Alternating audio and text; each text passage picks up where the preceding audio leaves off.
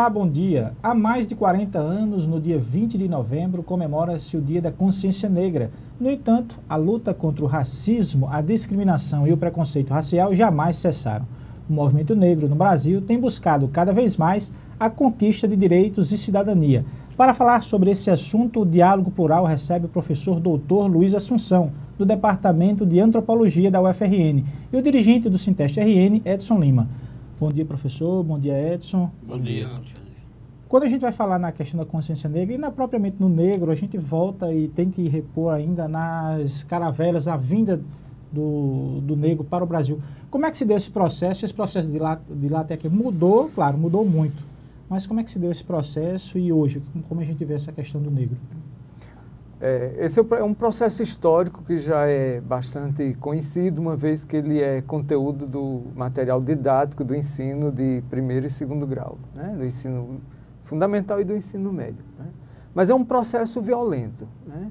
Primeiro porque nós sabemos que você tem todo um contingente populacional que foi retirado brutalmente, né, de seu habitat, né, de sua família, de seu mundo social, né, e é retirado de uma forma brutal, como eu já disse, e levado para outros continentes, né? Então você tem todo um processo de segregação, de retirada de sua pátria, de seu local, né? E distribuído, levado dentro de um contexto que é um processo social econômico dominante da época, né, das potências europeias que comandavam todo esse tráfico escravagista que vai acontecer, né, em toda a América, né? Não é só no Brasil, mas nas Américas esse processo vai acontecer de forma bastante violenta, né? Edson. Outra coisa terrível é que essa vinda do negro para o Brasil, ela se perpetua na educação brasileira, nos currículos, como o professor falou, o professor Assunção, de uma maneira assim muito triste. As pessoas, as crianças, os estudantes, os novos, eles têm a imagem de que o negro eram seres assim inferiores que foram trazidos para cá. Por favor, os brancos fizeram um grande favor em chegar aqui e colocá-los, batizá-los e tratá-los como cristãos.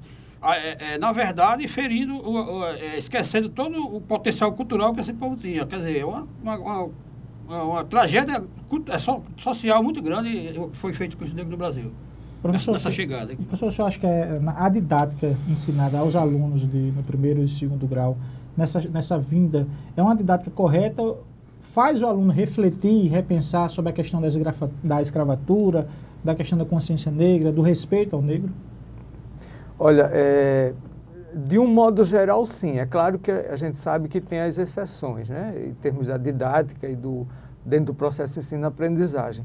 Mas, de uma forma geral, há uma reprodução de um conteúdo que não leva à reflexão, digamos assim, né? Me parece que todo o conteúdo que se trabalha sobre o universo afro-brasileiro, seja a história, a cultura, o processo socioeconômico de inserção do negro na sociedade brasileira, ele é um conteúdo que procura folclorizar, né? Ele torna o negro como objeto de folclore. Você não tem, para mim essa é uma grande questão hoje, quando se fala do ensino de cultura afro-brasileira, de história e cultura afro-brasileira na escola, é que ele não considera as questões realmente vividas pela população na sociedade. É como se existisse uma separação entre escola e sociedade, né? De certa forma, a escola reproduz o que ocorre na sociedade, né? Quer dizer, na sociedade você acaba realmente não discutindo, não refletindo sobre as questões dramáticas, digamos assim, vividas pela população negra. Isso se reproduz completamente na escola.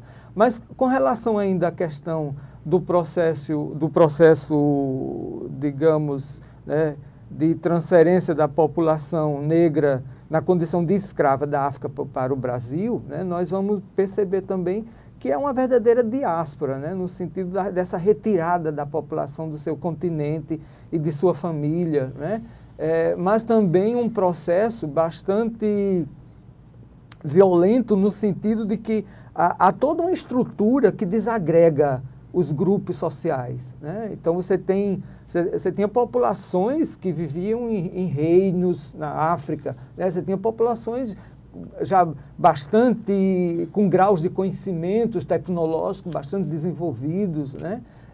E essas populações são colocadas numa situação desumana. Eles perdem a sua condição humana de existência, né? Eles viram uma peça de negócio.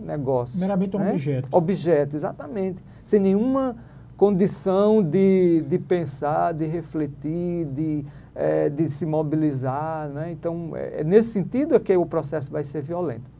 Embora é importante que se diga que mesmo nessas situações drásticas de vida, de existência social, a população procura também se organizar, né? Então há um movimento de resistência entre as populações na condição a população negra na condição de escrava no Brasil, né? Por exemplo, o que a gente conhece, Palmares é o grande exemplo, né? Onde você tem a população que se organiza, que se rebela, que foge da condição, tenta fugir da condição de escravo e se organiza no chamado Quilombos do Palmares. Até para manter, né, a cultura deles aqui, a cultura extraída de lá para se manter aqui. Mas muito mais antes disso, de manutenção da cultura, muito a própria mais resistência em si. A resistência, né? Quer dizer, isso é que é importante, quer dizer, você não tem ideia, quer dizer, o que a gente tem são dados históricos, né, de todo esse processo de mais de 400 anos de violência contra uma população. E mesmo nessas condições adversas, a população tenta resistir. Não é fácil, né? Mas ela tenta resistir, ela tenta encontrar saída, né? Ela tenta se organizar, né? Por exemplo, num trabalho que nós fizemos numa comunidade quilombola aqui do estado, a comunidade de Jatobá, que fica no município de Patu, né? Nós conseguimos reconstituir a história de uma família de escravos, né? Um casal escravo, na condição de escravo. Eles tiveram 13 filhos e eles conseguiram manter a família, né? Isso para mim, simbolicamente, é uma forma de resistência muito significativa, né? Porque o comum era exatamente separar a família. O casal de escravo não conseguia manter sua família, né? Os filhos eram vendidos já na condição bem cedo, né? Já bem criança, já era vendido, né? E essa família conseguiu manter sua prole, 13 filhos. Quer dizer, isso foi à toa? Não, não foi. Há um processo de negociação aí, entre o escravo e o patrão. Há um processo de isso é uma forma de resistência, né? Você resistir contra o sistema para manter sua prole, né? Então isso ocorreu aqui, bem perto de nós, né? Em Patu. O Rio Grande do Norte possui cerca de 60 comunidades quilombolas. É um número bastante significativo do nosso estado. Conheça uma dessas comunidades na reportagem de Daniele Castro. Moita Verde é uma das comunidades quilombolas do Rio Grande do Norte, localizada no município de Parnamirim, a 17 quilômetros da capital. Contam os moradores que ela surgiu antes mesmo da emancipação do município, por volta de 1850. A gente começou a militância como quilombola em 2005. Que a gente começou na militância, que foi bem na época que estava acontecendo a primeira conferência de igualdade racial. Para Silvana, o preconceito ainda é o maior desafio da comunidade. No entanto, ela destaca que ainda existem outras lutas, como a titulação das terras, a educação e o saneamento. Ainda é forte, né, a questão do preconceito, e principalmente por mais que a gente esteja no dia a dia, que é uma comunidade quilombola, mas ainda existem pessoas que dizem que é Rio dos Negros, que antigamente por chamar Rio dos Negros. Mas a gente vem no dia a dia falando, não, é uma comunidade quilombola. A titulação das terras, o primeiro passo é o autorreconhecimento pela Fundação Palmares. E aí a gente já demos entrada, a gente tem o autorreconhecimento. Até porque aqui no Rio Grande do Norte não se tem nenhuma comunidade com a titulação definitiva das terras. Tem em Patu, que é Jatobá, que está no processo bastante avançado. Quanto à questão da educação, a gente sabe que tem a Lei 10.639, de 2003, que obriga as escolas públicas e privadas do ensino da história e cultura afro-brasileira. e africana. Enquanto aqui em Parnamirim, também o município comprou os livros que falam sobre a lei e está sendo distribuído. Não sai daí, no próximo bloco falaremos sobre algumas conquistas que o povo negro já obteve no nosso país. Nós voltamos em um minuto.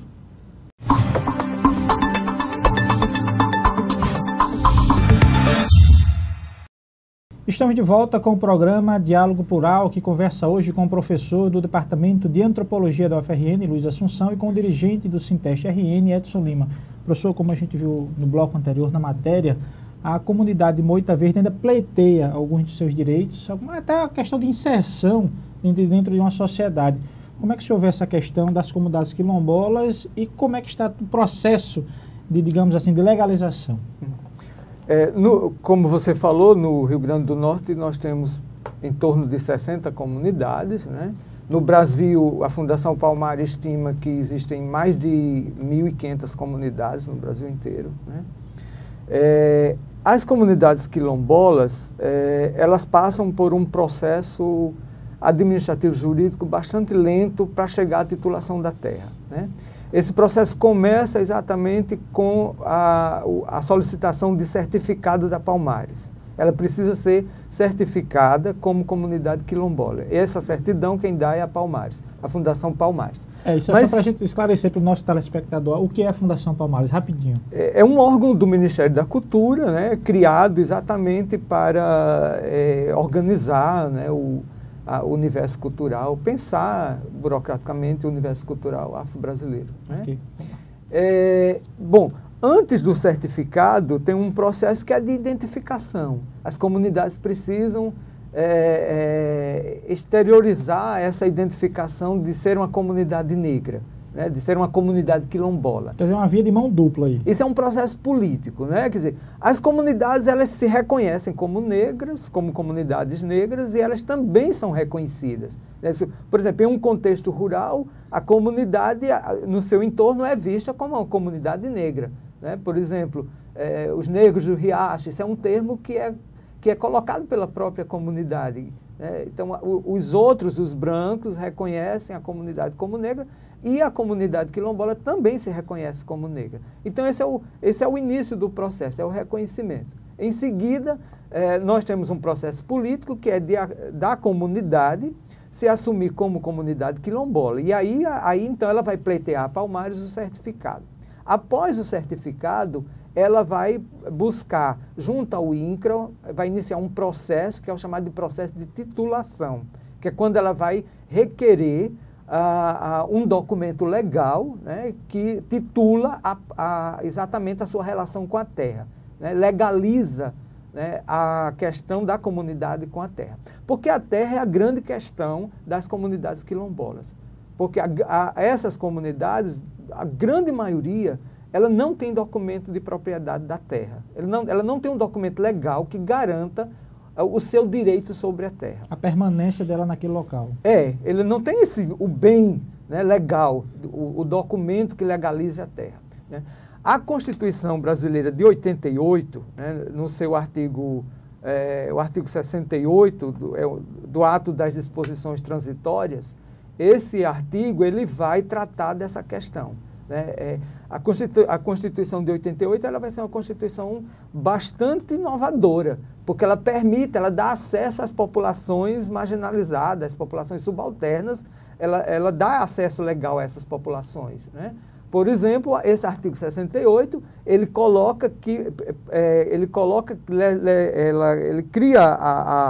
legaliza o acesso à terra, ele permite constitucionalmente que as comunidades acessem o direito de legalizar suas terras. E por que essa dificuldade, professor, da legalização do acesso a esse documento da terra? Porque é um processo jurídico, né? É um processo jurídico e burocrático. Ele exige desde um estudo, né? Um estudo sobre o processo histórico da comunidade, a questão da construção identitária dessa comunidade. Então, é feito todo um processo socioantropológico, histórico, né? E essas comunidades não têm acesso a pessoas que possam utilizar, ou elas mesmas têm que se organizar e contratar, digamos, advogados? Não, o processo é feito pelo INCRA. O processo de titulação Existe um decreto também do Presidente da República, o 4887, que regulariza a forma de como realizar o processo de titulação das terras. Edson.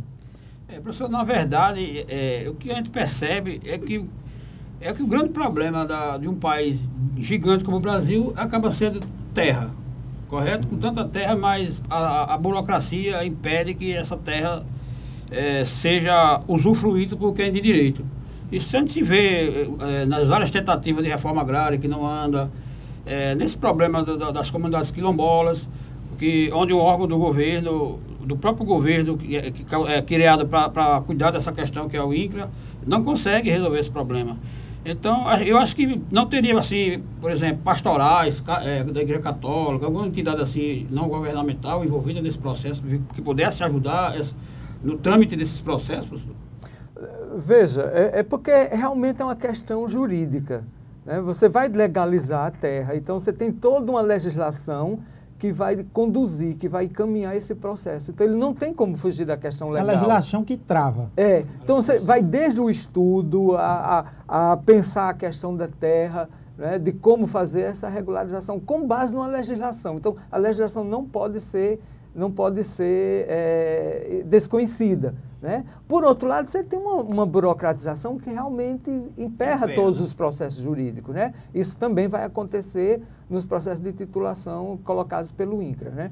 Por exemplo, com relação ainda às comunidades quilombolas no Rio Grande do Norte, nós temos 21 comunidades certificadas pelas Palmares e em torno de 6 comunidades que entraram com processo no INCRA solicitando titulação, né?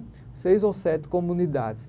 A comunidade de Jatobá, né, é a comunidade que tem um processo mais adiantado, digamos assim, né? Ela iniciou seu processo de titulação em 2006 e até a presente data, juridicamente o processo está no final, mas ainda não foi concluído. Então, é bastante lento assim, o processo. Professor, a gente está pertinho para chegar ao outro intervalo. E a criação da Secretaria de Política da Promoção da Igualdade Racial foi um avanço para o Brasil? Veja, acho que a gente pode colocar que existe um avanço, existem conquistas, né?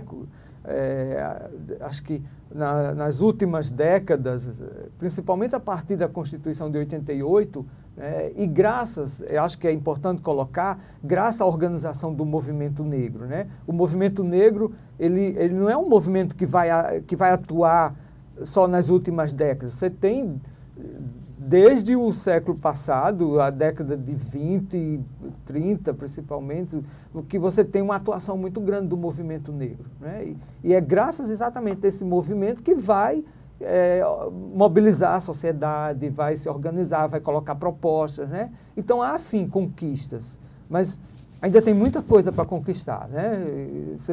O movimento conseguiu muitas conquistas, mas precisam de outras coisas. A criação da secretaria, tanto a nível nacional como a nível estadual, ela é importante no sentido de você ter uma organização burocrática, mas também de mobilizar as comunidades, né? de pensar as políticas públicas, né?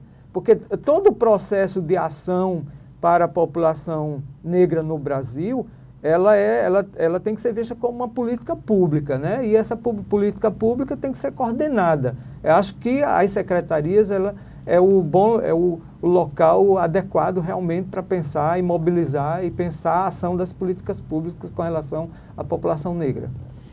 Vamos agora para um breve intervalo. Desculpa, Edson, a gente vai para um pequeno intervalo. Não sai daí, no próximo bloco a gente vai continuar falando sobre os desafios aí que ainda tem para promover a igualdade racial aqui no país. Nós voltamos em um minuto.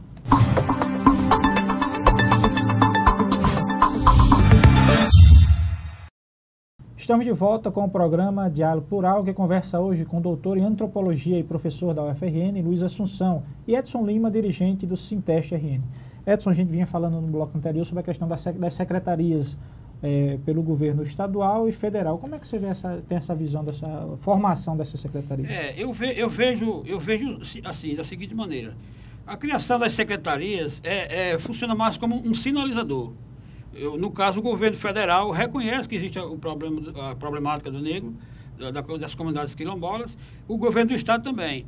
Agora, se não houver uma contrapartida das próprias comunidades, se essas comunidades não procuram essas secretarias para se envolver e cobrar alguma coisa, essas secretarias, essas iniciativas governamentais vão morrer de inanição, porque é uma via de mão dupla.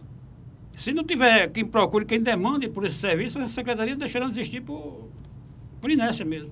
Professor, o senhor realmente talvez seja uma opinião bem acessível nessa questão eu tenho que procurar para ter o benefício a ser recebido pelo governo. Claro, ele tem toda a razão, né? Se a comunidade não se mobiliza, não procura, não pressiona, quer dizer, realmente a ação vai ser muito lenta, né? Sem frutos, né?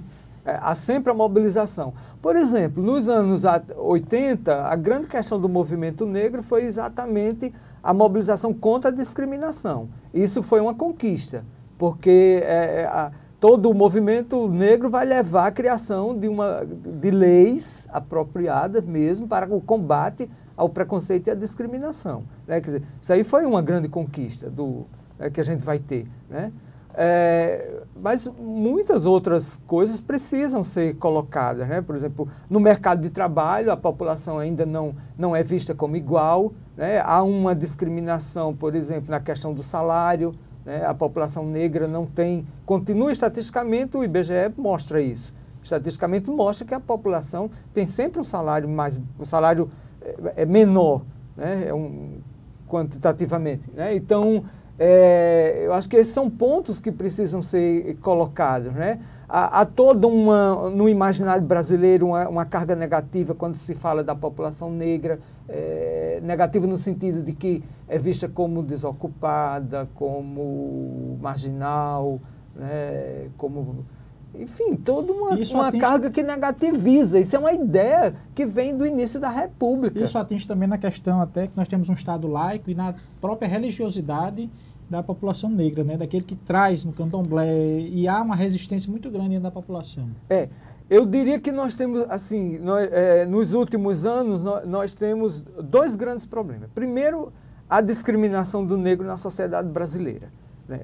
Como eu acabei de falar, nós temos a conquista de uma legislação que combate o racismo e o preconceito, né?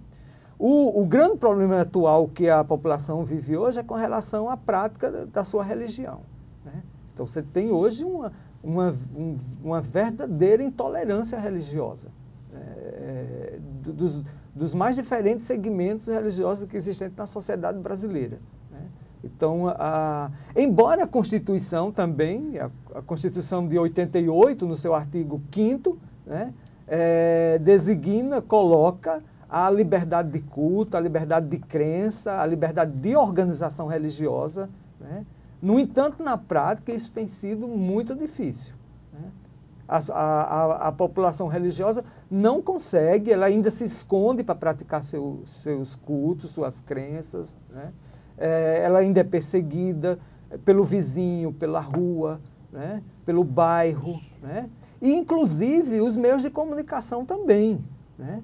Os meios de comunicação também colocam a questão preconceituosa com relação ao praticante da religião, né? O religioso é sempre visto de uma forma jocosa, né? Que negativiza a prática religiosa, né? Quer dizer, a grande questão hoje, né, mais do que além de aplicar a lei, né, é exatamente o respeito. É preciso que o religioso de matriz africana no Brasil seja respeitado. Sobre a intolerância religiosa, na minha rua, na rua que eu moro ali na Zona Norte, no bairro Panorama, que o professor também conhece, uma mãe de santa, Mãe Leó, ela sofreu problemas graves de perseguição por parte de moradores da própria comunidade, vizinhos a ela, que se incomodavam com o barulho, achavam que era barulho. Enquanto isso, ninguém se incomoda com o barulho, por exemplo, de uma igreja, de um culto evangélico. Ninguém se incomoda com o barulho de uma missa católica. Agora, com o som dos atabaques africanos, usados nas religiões, nos cultos afros, as pessoas se revoltam, tentaram fazer abaixo-assinado, pedindo para retirar essa moradora com seu terreiro lá do bairro.